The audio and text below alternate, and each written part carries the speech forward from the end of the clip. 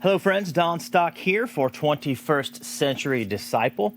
Whenever and wherever you're watching this video, I hope that you are having a fantastic day and that you find our discussion today helpful. And if you do find this helpful, please be sure to like this video, subscribe to the channel, and share these videos with folks who you think might be helped by them or encouraged by them. You'll not only get alerts when we have new videos posted, but you'll also help us move this channel and ministry forward, and we appreciate that very much. Be sure to follow the link that's in our channel banner and also in the description below to join the 21st Century Disciple community. When you do that, you'll get access to exclusive content and resources that we generate, including our first resource, which is a list of authors and books that have personally impacted me that is free to download once you jump in and sign up for that. The deep dive on the discussions about these topics that we do in these videos really happens in the context of the 21st Century Disciple Community Facebook group. Be sure to sign in and join that because it is a private group and you do have to sign up for it. In this first installment of Bricks in the Wall, this series, we'll be investigating relational and attitudinal bricks of generalization, assumption, personalization, and emotionalism. If you haven't watched the intro video to Bricks in the Wall as a series, it'd be really helpful to you to do that. I encourage you to go and do that before watching this video. Even though this is standalone, the intro video really provides great context for everything that we're going to be talking about. The link to that intro video is at the top of the screen right now, or should be. And it definitely is linked in the description down below. So hit that, check that out, and that'll give you good context for this particular video. So let's jump into this.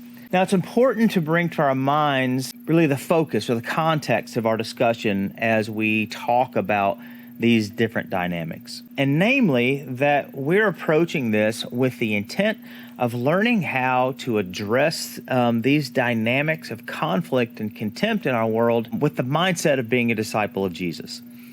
And there really is no context in Jesus' teaching that's more fundamental or foundational than the concept of love. And I know that sounds really trite, but it really is super critical for us to understand that because that really gives us context for all of it. When Jesus was walking around and speaking and teaching in his earthly ministry, an attorney was sent to him by the Pharisees to test him.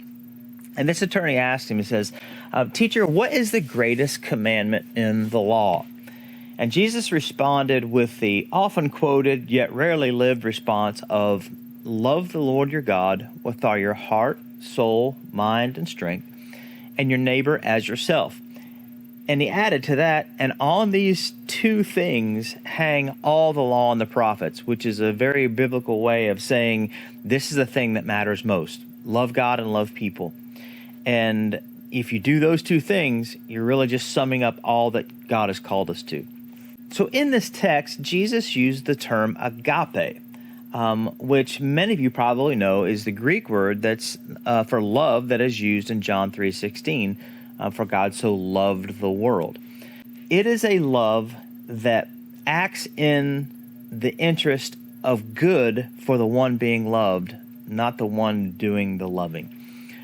So the life context of a disciple of Jesus, which obviously includes how we interact, how we communicate, how we go about connecting and communicating with other people in our world, is foundationally one of love towards God and love towards others, which focuses on their good, God's good and the good of other people around us.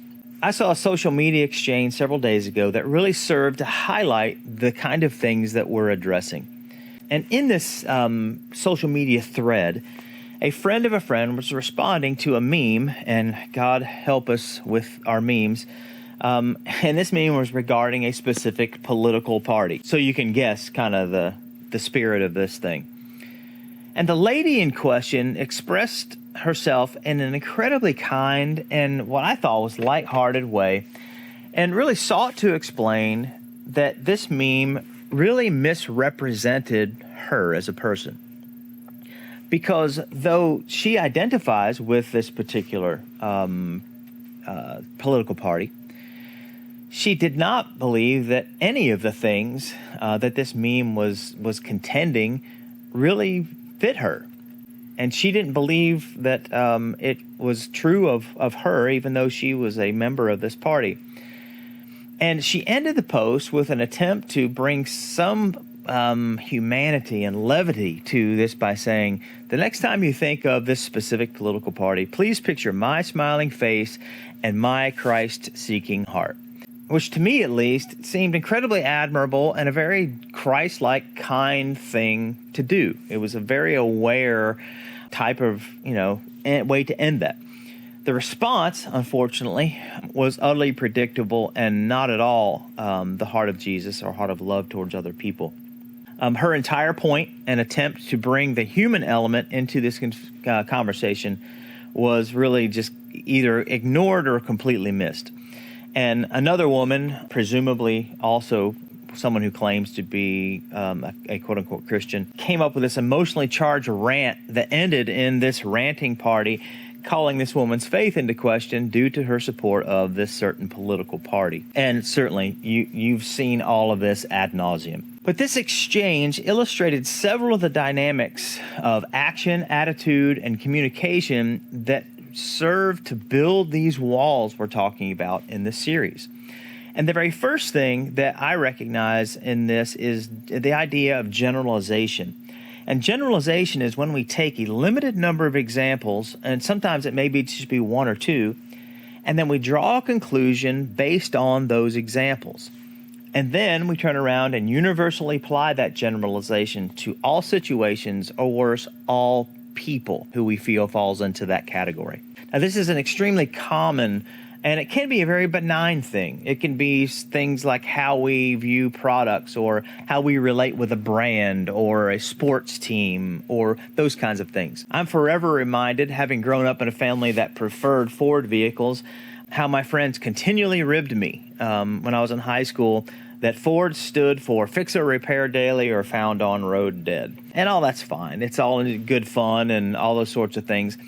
But the dynamics and stakes are raised considerably when generalization is applied to people, like in the first example that I mentioned of this woman and a political party. We rarely think of it in these terms, but generalization employed in this way is an incredibly dehumanizing force that reduces a person, that is a individual soul, to a two-dimensional caricature who embodies this generalization that we have arbitrarily arrived at. While keeping in mind that this generalization may very well be based on very limited observation, or worse, could have just been merely absorbed and adopted via the words and actions of others, usually people within our own tribe.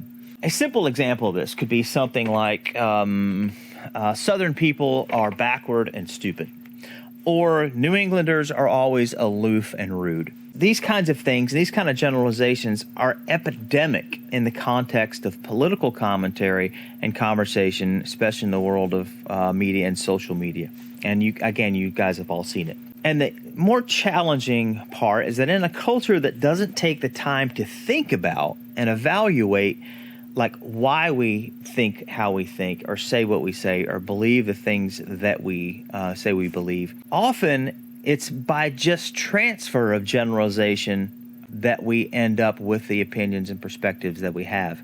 In the example of politics or religion or faith, it's often the case that we don't hold our opinion or these generalizations that we have of an opponent or someone who has a different view or us.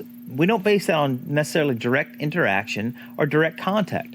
Sometimes, and very often, our generalization comes from the words, the actions, and attitudes that I've absorbed from the people around me, whose position I identify with, hence the use of the term our tribe. This actually is how racial and cultural stereotypes are generated, and precisely why they are so incredibly damaging. The titanic problem with this is that generalizations are often woefully inaccurate, especially when you get down to the level of the individual human being.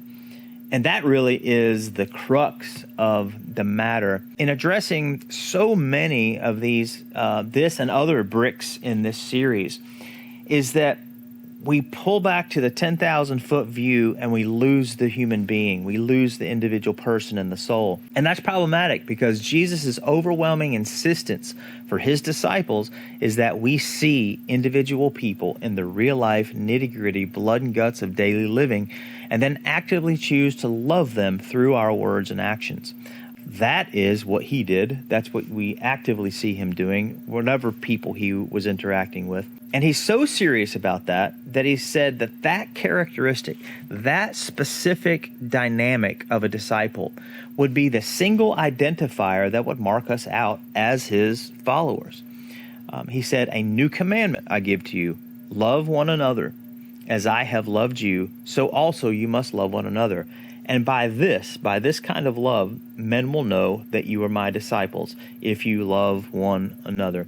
Again, if you agape one another. If you love in such a way that places the good of others as the highest priority. And he also added that bit at the end about loving our enemies in there, just in case we were trying to get off the hook by not loving those folks either. So really, the thing for us to keep in mind and keep an eye out for in our own thoughts, words, and actions is this idea of generalization. And it's a biggie. Now, close cousin to generalization is assumption. Assumption really is simply a prejudging and a preemptive deciding what a person must be saying, and most often it's based on our predetermined generalizations. It may not necessarily be what they said, but it's what we assume that they are saying or assume that they mean. It's pretty easy to see how these dynamics feed each other and how effective they are at shutting down productive communication and at building walls between people. It's not real hard to see how they interact. It's pretty simple. Someone makes a statement, but immediately we internally jump ahead to assume what they really mean because, of course, Party X members always do or say and believe ABC 1, 2, 3. And the part about that, does anyone really appreciate having this approach applied to them? I mean, I know I don't. I mean, to have someone pigeonhole us and generalize and dehumanize us and make assumptions about our beliefs or morals without really even actually listening or, more importantly, ever even knowing us. And yet it happens all the time. It's epidemic in our world. In many conversations, especially online, I have had to say to people, don't hear what I'm not saying, because it is so common for us to generalize and assume. And again, everyone's frustrated by that, and yet it so easily springs from our human condition that we have to be intentional to keep it at bay and to keep ourselves from falling prey to it. And it only happens by intentionality. And as a result, and often in reaction against generalization and assumption, we react with two other dynamics, which is personalization and emotionalism. And though from a practical standpoint, you can kind of, all the things we're looking at in these series, you can kind of put in a sack and shake them up and pull 3 or 4 of them out. And these dynamics are kind of going to fit together and affect each other. It's just the nature of them. And the reason they do is because they are all dynamics that are inherent to who we are as human beings and how we function and operate. So what happens is we end up personalizing things. And personalization is when we receive someone's opposing opinion or attack on an idea or an organization or a belief as if it were an attack on our person. And obviously, this naturally leads to the fourth and final dynamic for this video, which is emotionalism. This will be a subject for a whole other video series, but suffice it here to say that people generally don't make decisions or arrive at conclusions via logic and reason nearly as much as we'd like to believe. We make decisions and take action most often based on our emotions and our gut feelings or intuition. And what happens very often in an interaction with someone we disagree with or who is saying something we don't like, we react by taking it personally, which then essentially just pokes our ego, which then causes us to respond with a related emotion, which could be anger, could be contempt, could be hurt, lots of different responses emotionally. And when we are in that space, we've crossed over into the realm where the fallen self is driving the bus, as it were. And if left unchecked, it will end up driving it right off the edge of the cliff. And Testimonies are ruined. Relationships are ruined because of those words and actions and responses. So generalization, assumption, personalization, and emotionalism are all bricks in the wall that create these barriers and make it really, really difficult to communicate and to have true connection and to surmount the differences that divide us and come to real understanding. So what can we do to begin pulling these bricks out of the wall in our interaction and communication with other people?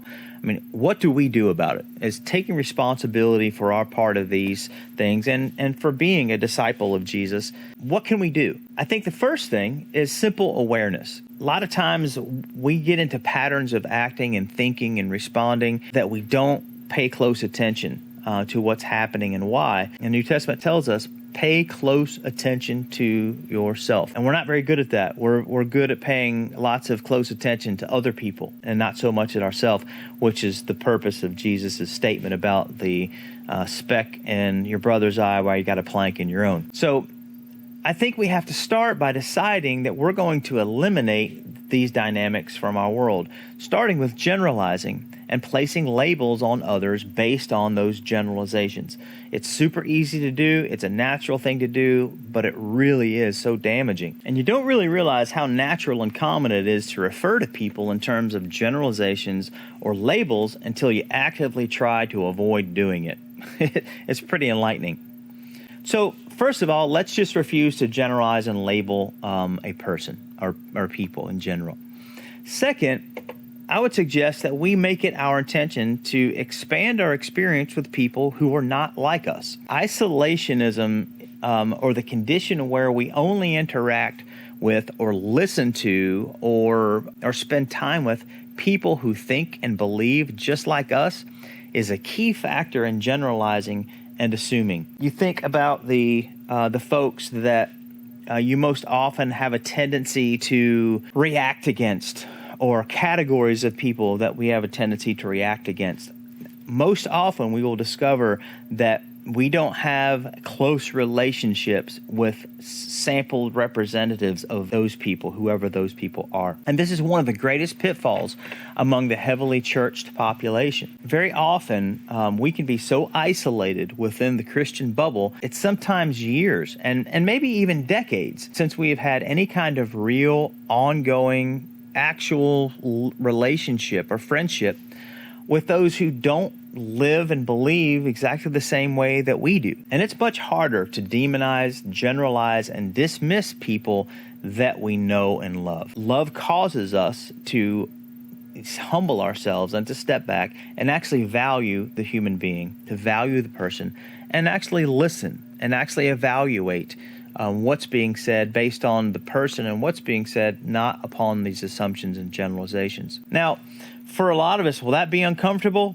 Absolutely. Will it be awkward at times? Sure, especially at first. But the idea here is to seek to see people, to see the person, the individual, the soul behind the generalizations and the assumptions, because that is the source of being able to love people, being able to respond to people in the ways that Jesus did, because Jesus was forever seeing the individual through the noise of the culture around him. When it comes to personalization and emotionalism, I think there's a couple paths that we can take to deal with that. When it comes to personalization, I recommend that we try dropping the use of generalizations and labels for ourselves, especially if we're seeking to pursue discipleship to Jesus. My recommendation is that we let our relationship as a disciple of Jesus be the only generalization, the only label that we're willing to self-identify with, because that does a couple things.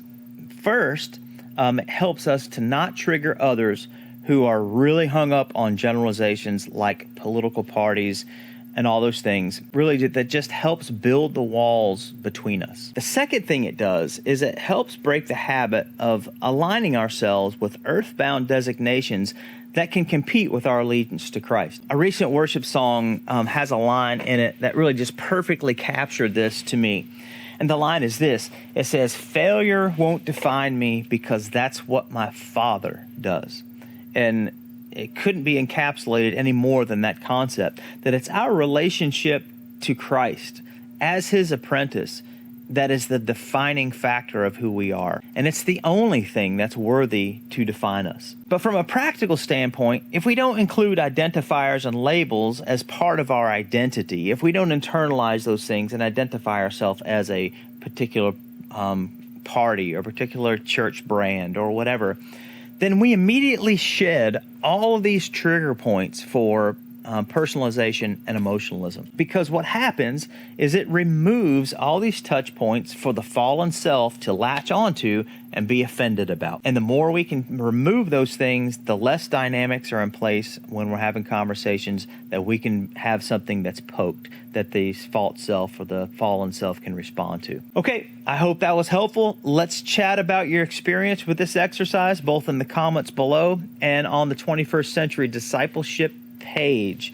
I really hope you'll dig into and actually try these recommendations, and then we'll do this together and see what the outcomes are. And don't forget to follow the link in our channel banner at the top of our YouTube page or in the description below in this video to join the 21st Century Disciple community.